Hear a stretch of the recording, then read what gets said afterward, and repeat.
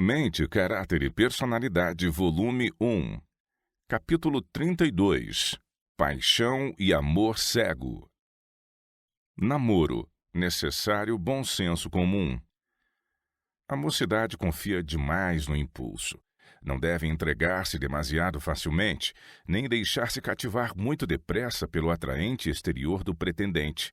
O namoro, tal qual é seguido hoje, é uma estratagema de engano e hipocrisia com o qual o inimigo das almas tem muito mais que a ver do que o Senhor. Se há coisa em que seja preciso o bom senso comum, é esta, mas o fato é que ele pouco se emprega neste assunto. Devem ser desenvolvidos os traços mais nobres.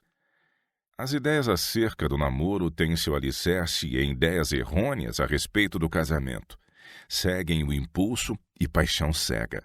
O namoro é conduzido num espírito de flerte.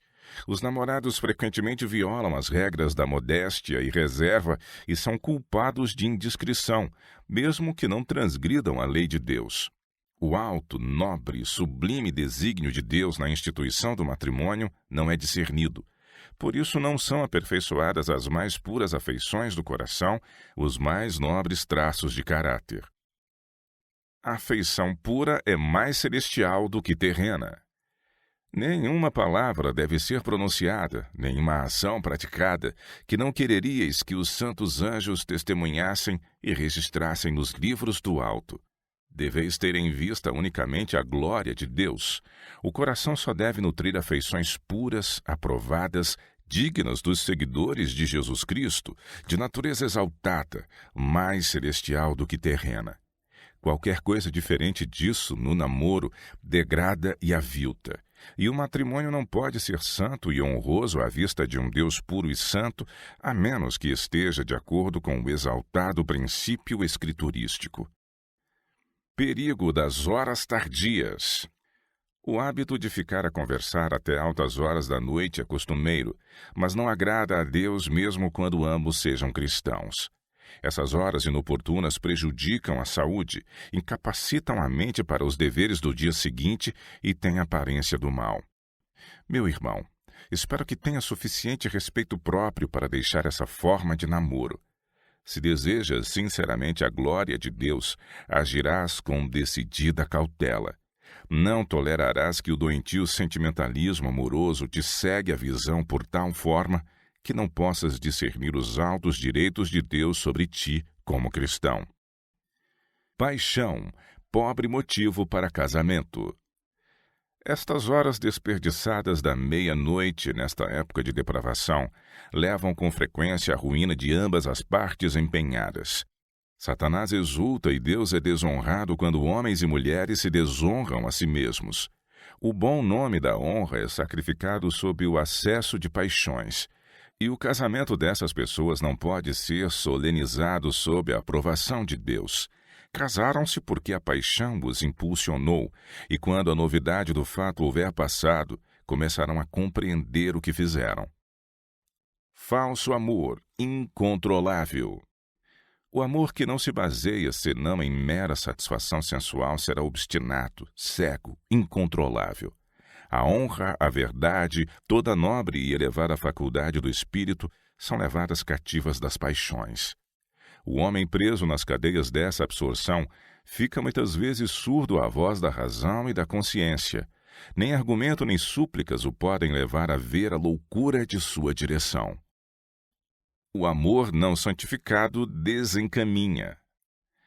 Não santificadas afeições humanas sempre desencaminham, pois acenam para outras veredas do que o caminho que Deus indica. A repetição do pecado diminui o poder da resistência. Aquele que cedeu uma vez à tentação cederá mais facilmente a segunda vez. Cada repetição do pecado diminui seu poder de resistência, cega seus olhos e suprime a convicção.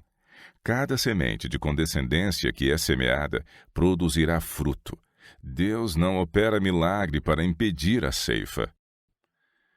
A paixão destrói tudo. Devem estar sempre em nossa mente as palavras de Cristo. Assim como foi nos dias de Noé, será também nos dias do Filho do Homem. Comiam, bebiam. Lucas 17, versos 26 e 27. Em nossos dias, o apetite domina a mente e a consciência. Prevalece a glutonaria, o beber vinho e licores alcoólicos, o uso do fumo, mas os seguidores de Cristo serão temperantes no comer e beber. Não condescendem com o apetite às expensas da saúde e do crescimento espiritual. Casavam e davam-se em casamento, até ao dia em que Noé entrou na arca e veio o dilúvio e destruiu a todos. Verso 27. Vemos o mesmo uso agora com respeito ao casamento. Jovens e mesmo homens e mulheres que deviam ser sábios e capazes de discernir, procedem como se nesta questão estivessem enfeitiçados. Um poder satânico parece tomar posse deles. Consumam-se os mais indiscretos casamentos. Deus não é consultado. Sentimentos, desejos e paixões humanas abatem-se sobre eles até que é lançado o dado. Indizível miséria é o resultado deste estado de coisas, e Deus é desonrado. O voto matrimonial cobre toda sorte de concupiscente abominação. Não deveria haver uma decidida mudança com referência a esta questão? O amor cego afeta todas as faculdades. Cada uma das faculdades dos que são afetados por esta doença contagiosa, o amor cego, é levada em sujeição a ela.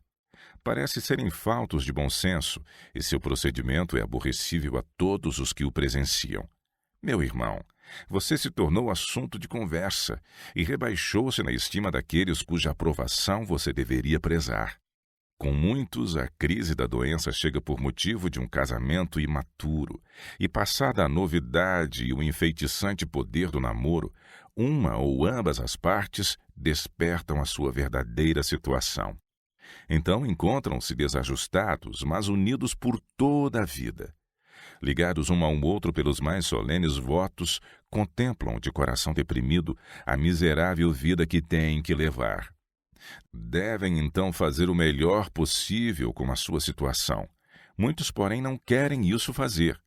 Ou se demonstram falsos a seus votos matrimoniais, ou tornam o jugo que persistiram em se impor ao pescoço tão torturante que não poucos põem covardemente fim à existência. Prematuro amor de adolescente. Satanás controla a mente dos jovens em geral. Não ensinais vossas filhas a exercerem a abnegação e domínio próprio. São mimadas e é acalentado o seu orgulho. Permite-se-lhes ter vontade própria até se tornarem obstinadas e voluntariosas, e ficais sem saber o que fazer para salvá-las da ruína. Satanás as está levando a tornar-se um provérbio na boca de descrentes por causa de sua ousadia, sua falta de discrição e modéstia feminina. Os rapazes também são deixados a seguir seu próprio caminho. Apenas entraram no período da adolescência antes de se colocarem ao lado de garotas de sua própria idade, acompanhando-as para casa e declarando-lhes amor. E os pais se acham tão escravizados, graças à sua condescendência e mal aplicado amor aos filhos, que não ousam seguir um procedimento decidido para promover uma mudança e restringir seus filhos demasiado ousados nesta idade ousada. Namoro clandestino. Os jovens têm muitas lições a aprender, e a mais importante é aprenderem a conhecer-se a si mesmos. Devem ter ideias corretas acerca de suas obrigações e deveres para com os pais, e estarem constantemente a aprender na escola de Cristo a ser mansos e humildes de coração. Ao mesmo tempo que devem amar e honrar os pais, cumpre-lhes também respeitar o juízo dos homens de experiência com os quais se acham ligados na igreja.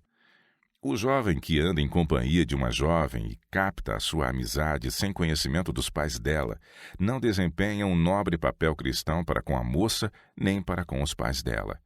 Por meio de comunicações e encontros secretos, poderá ele conseguir influência sobre o espírito dela. Mas assim fazendo, deixa ele de manifestar aquela nobreza e integridade de alma que possuirá todo filho de Deus. Para conseguir os seus fins, desempenham um papel que não é franco e aberto nem de acordo com a norma bíblica, e demonstram-se infiéis para com aqueles que os amam e se esforçam por ser seus fiéis responsáveis. Casamentos contratados sob tais influências não estão de acordo com a palavra de Deus. Aquele que quer desviar do dever a uma filha, querendo confundir as suas ideias acerca das claras e positivas ordens de Deus, de obedecer e honrar aos pais, não é a pessoa que há de ser fiel nas obrigações do matrimônio. Não brincar com corações.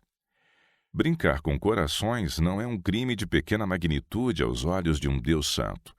E todavia alguns mostram preferência por moças e despertam as afeições, e depois vão-se embora e esquecem tudo quanto disseram e o efeito que isto causou. Um novo rosto os atrai, e eles repetem as mesmas palavras, dispensam a outra as mesmas atenções. Conversa sobre assuntos que preocupam a mente. Com muitas jovens, os rapazes são tema de conversa, com muitos moços, são as meninas. A boca fala do que está cheio o coração. Mateus 12, 34. Falam desses assuntos que mais lhes ocupam a mente. O anjo relator registra as palavras desses rapazes e meninas professadamente cristãos. Como ficarão confusos e envergonhados quando as defrontarem de novo no dia de Deus. Muitos jovens são hipócritas piedosos. Os jovens que não fizeram profissão religiosa tropeçam nesses hipócritas e são insensíveis a qualquer esforço que seja feito pelos que se interessam em sua salvação. Por que os jovens preferem a companhia dos jovens? A razão de se sentirem os jovens em maior liberdade quando estão ausentes os mais velhos é acharem-se eles com o seu grupo natural. Cada qual pensa que é tão bom quanto o outro. Todos deixam de alcançar o alvo, mas medem-se por si mesmos, negligenciando a única norma perfeita e fiel. Jesus é o modelo verdadeiro. Sua vida de sacrifícios é nosso exemplo. Uma jovem aconselhada a vigiar suas afeições. És por demais ousada com as tuas afeições, e se deixar ao teu próprio modo de procedimento, cometerias um erro de efeito vitalício. Não te vendas a ti mesma em mercado barato. Não te sintas livre com qualquer estudante, embora cavalheiresco. Considera que estás te preparando para efetuar uma obra pelo Senhor, que para bem desempenhar a tua parte e devolver os talentos àquele que tos deu e ouvir de seus lábios o precioso elogio. Muito bom, servo bom e fiel. Mateus 25, 23. Deves tomar cuidado e não seres negligente quanto a tuas associações. A fim de desempenhares tua parte no serviço de Deus, deves ir para a frente com as vantagens de uma educação intelectual o mais completa possível. Precisas de um vigoroso, simétrico desenvolvimento das aptidões mentais, um aperfeiçoamento cultural oportuno, cristão e multilateral, para ser uma verdadeira obreira de Deus. Precisas disciplinar e corrigir teus gostos e tua imaginação, e tornar puras todas as tuas aspirações mediante o habitual domínio próprio. Precisas agir levada por altos, sublimes motivos. Junta toda a eficiência de que és capaz, fazendo o mais que puderes de tuas oportunidades para a educação e disciplina do caráter, para preencheres qualquer posição que o Senhor te possa designar. Precisas do equilíbrio de conselhos judiciosos. Não desprezes os conselhos. Disciplina-te a ti mesma. Inclinas a aceitar a atenção dos que em tudo são inferiores teus. Deves tornar-te mais sábia mediante a graça de Cristo. Precisas considerar cada passo à luz do fato de que não te pertences a ti. És adquirida por preço. Seja o Senhor teu conselheiro. Não faças coisa alguma que desequilibre ou invalide tua eficiência. Trata fielmente contigo, disciplina-te com diligente esforço. A graça de Jesus Cristo te ajudará a cada passo, se fores dócil e considerada. Escrevo-te isto agora e tornarei a escrever sem muita demora, pois ao me serem expostos os erros de tua vida passada, não me atrevo a deixar de fazer os mais sinceros rogos a que te apegues estritamente à disciplina. Não te deixes desviar para falsas veredas e não mostres preferência à sociedade de rapazes, pois não só prejudicarás tua própria reputação e perspectivas futuras, como também suscitarás esperanças e expectações na mente daqueles a quem mostres preferência e ficarão como que enfeitiçados por um sentimentalismo amoroso, doentio, e estragarão tua vida estudantil. Tu e eles estais na escola com o fim de obter uma educação que vos habilite intelectual e moralmente para maior utilidade nesta vida e para a futura vida imortal. Não cometas o erro de receber atenções de qualquer jovem ou de animá-lo. O Senhor determinou ter uma obra a ser feita por ti. Seja teu motivo atender ao pensamento e vontade de Deus, e não seguir tua própria inclinação, prendendo teu destino futuro com cordas quais liames de aço. Ligações erradas podem desequilibrar as faculdades mentais. Conselho a uma mocinha de 18 anos. Não tens o direito de dedicar tuas afeições a qualquer jovem sem a plena sanção de teu pai e tua mãe. És ainda criança, e mostrar preferência a qualquer jovem sem o pleno conhecimento e sanção de teu pai é desonrá-lo. Tuas atenções a esse jovem te estão privando da paz mental e de um sono sadio. Estão te enchendo a mente com fantasias tolas e sentimentalismo. Estão te atrasando nos estudos e impondo sérios males a tuas faculdades mentais e físicas. Se há oposição, tornas-te irritadiça e desanimada. Regulamentos escolares. Os regulamentos deste colégio, em College City, norte da Califórnia, protegem estritamente a associação de moços e moças durante o período letivo. Só quando esses regulamentos são suspensos temporariamente, como às vezes é o caso, podem os cavalheiros acompanhar as damas à entrada e à saída das reuniões públicas. Nosso próprio colégio em Battle Creek tem regulamentos similares, porém não tão rigorosos. Eles são indispensáveis para proteger os jovens contra o perigo de namoro prematuro e casamento insensato.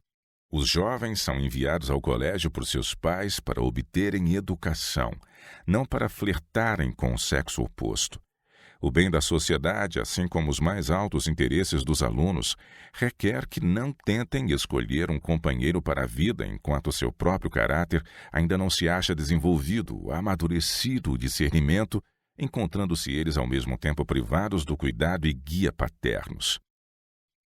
Fatores de idade, condições e modo de pensar.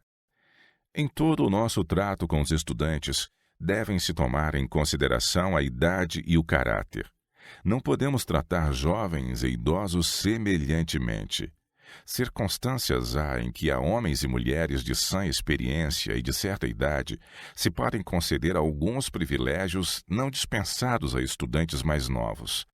A idade, as condições e o modo de pensar devem ser tomados em conta. Devemos ser prudentemente considerados em toda a nossa obra. Não devemos, porém, diminuir a firmeza e a vigilância no lidar com alunos de todas as idades. Tampouco a estrita proibição das associações sem proveito e imprudente de jovens e imaturos estudantes. Perigos da paixão. Alguns dos que frequentam o colégio não aproveitam devidamente o tempo. Tomados da vivacidade da juventude, desdenham das restrições que deles se exigem. Especialmente se rebelam contra as regras que não permitem a jovens cavalheiros dispensar atenções a moças. Muito bem conhecido é o mal de semelhante procedimento neste século corrupto.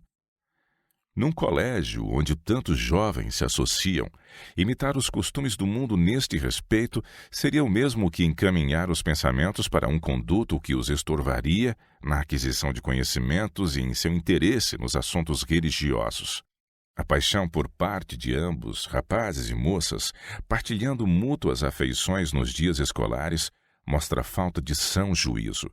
Como em seu próprio caso, o cego impulso controla a razão e o discernimento. Sob esse cativante engano, a momentânea responsabilidade sentida por todo cristão sincero é posta de lado. Morre a espiritualidade, e o juízo e a eternidade perdem seu solene significado. Quando o amor humano toma a dianteira. Para muitos, o amor ao que é humano eclipsa o amor ao divino. Dão o primeiro passo na apostasia, aventurando-se a desrespeitar a expressa ordem do Senhor, e a apostasia completa é muitíssimas vezes o resultado. Sempre se tem demonstrado coisa perigosa aos homens fazerem sua própria vontade em oposição às reivindicações de Deus. No entanto, representa para os homens uma dura lição aprender que Deus toma a sério o que diz. Via de regra, os que escolhem para amigos e companheiros pessoas que rejeitam a Cristo e pisam na lei de Deus, finalmente mostram o mesmo pensamento e espírito. Casamentos mistos. Se tu, meu irmão, és tentado a unir o interesse de toda a tua vida a uma menina jovem e inexperiente, és tentado a unir o interesse de toda a tua vida a uma menina jovem e inexperiente, na realidade deficiente quanto à educação nos deveres comuns e práticos dos deveres cotidianos da vida, cometes um erro. Essa deficiência, porém, é pequena em comparação com a ignorância dela em relação a seu dever para com Deus. Ela não tem sido privada da luz, teve privilégios religiosos, e todavia não sentiu sua miserável pecaminosidade sem Cristo. Se tomado de paixão, és capaz de ausentar-se da reunião de oração, onde Deus se encontra com seu povo, para desfrutares a sociedade de uma pessoa que não tem amor a Deus e não vê atrativos na vida religiosa, como podes esperar que Deus coroe de felicidade semelhante união? Casamento de crentes com descrentes. Há no mundo cristão uma assombrosa, alarmante indiferença aos ensinamentos da palavra de Deus a respeito do casamento de cristãos com descrentes. Muitos que professam amar e temer a Deus preferem seguir a inclinação de seu próprio pensamento, em vez de tomar conselho da infinita sabedoria. Em assunto que concerne vitalmente a felicidade e bem-estar de ambas as partes, para este mundo e o próximo, são postos de lado a razão, o discernimento e o temor de Deus, e permite-se que o cego impulso, a obstinada determinação, tomem o controle. Homens e mulheres em outros aspectos sensatos e conscienciosos fecham os ouvidos a conselhos, são surdos aos apelos e rogos de amigos e parentes e dos servos de Deus. A expressão de cautela ou advertência é considerada impertinente intrometimento, e o amigo que é bastante fiel para proferir uma advertência é tratado como inimigo. Tudo isto é tal qual Satanás o quer. Ele tece seu encanto em volta da alma, e esta se torna enfeitiçada, apaixonada. A razão deixa cair as rédeas do domínio próprio sobre o colo da concupiscência. Domina a paixão profana até que, demasiado tarde, a vítima desperta para uma vida de miséria e escravidão. Não é este um quadro pintado pela imaginação, mas a apresentação de fatos. Não é dada a aprovação de Deus a uniões que ele proibiu expressamente. Definição de um descrente. Mesmo que o companheiro de tua escolha fosse em todos os respeitos digno, o que não se dá, no entanto, ele não aceitou a verdade para este tempo. É descrente, e és proibida pelo céu de unir-te a ele. Não podes, sem perigo para a tua alma, desrespeitar esta ordem divina. O terreno proibido por fantasias profanas. Conselho a um ministro. Foste apresentado a mim como estando em grave perigo. Satanás está ao teu encalço, e por vezes te tem segredado fábulas agradáveis, mostrando-te encantadores quadros de alguém que ele representa como te sendo uma companheira mais adaptada do que a esposa de tua mocidade, a mãe de teus filhos. Satanás está operando furtivamente e incansavelmente para conseguir tua queda mediante especiosas tentações. Está ele resolvido a fazer-te teu professor, e deves agora colocar-te onde possas receber forças para lhe resistir. Ele espera envolver-te nas malhas do espiritualismo. Espera afastar da esposa a tua afeição e fixá-la em outra mulher. Deseja que lhe permitas que o pensamento demore sobre essa mulher até que, graças a uma afeição profana, ela se torne para ti uma deusa. O inimigo das almas ganha muito quando consegue levar a imaginação de um dos escolhidos atalaias de Jeová a demorar o pensamento nas possibilidades de associação no mundo por vir com uma mulher a quem ama e ali criar família. Não precisamos desses quadros aprazíveis. Todos esses pontos de vista se originam da mente do tentador. Foi-me apresentado o fato de que as fábulas espirituais estão levando cativos a muitos. Tua mente é sensual, e a menos que venha uma mudança, isso se demonstrará tua ruína. A todos os que condescendem com fantasias profanas, desejo dizer: parai, por amor de Cristo, parai exatamente onde estais. Estais em terreno proibido. Arrependei-vos, eu vos rogo, e convertei-vos. Amor livre. Tenho visto esses fantasiosos pareceres espiritualistas e panteístas acerca de Deus resultarem em apostasia, espiritualismo e amor livre. A tendência desses ensinos para o amor livre era tão disfarçada que a princípio era difícil tornar claro seu verdadeiro caráter. Antes que o Senhor me apresentasse o caso, eu não sabia que nome lhe dar, mas fui instruída a chamar-lhe amor espiritual profano. Amor não é sentimentalismo. O amor e a simpatia que Jesus deseja demos a outros não têm o sabor de sentimentalismo, que é uma cilada para a alma.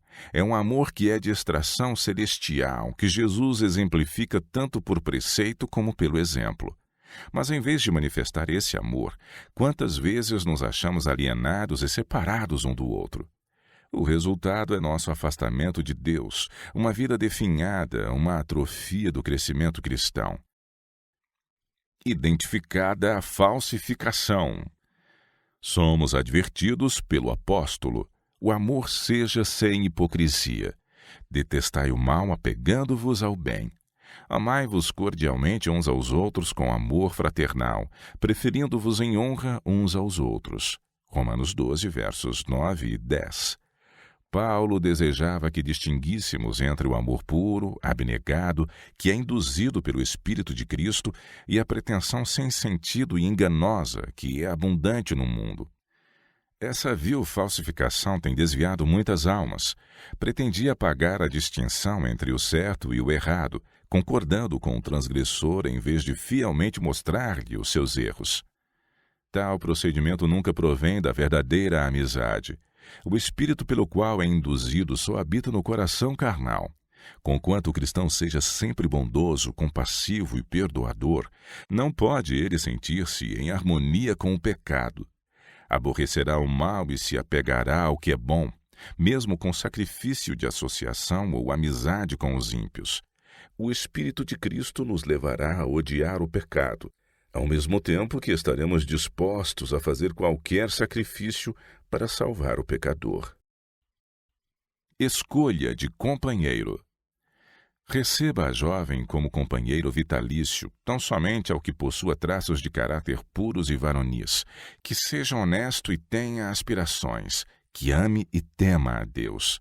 Procure o jovem para lhe ficar ao lado, aquela que esteja habilitada a assumir a devida parte dos encargos da vida, cuja influência o enobreça e refine, fazendo-o feliz com seu amor.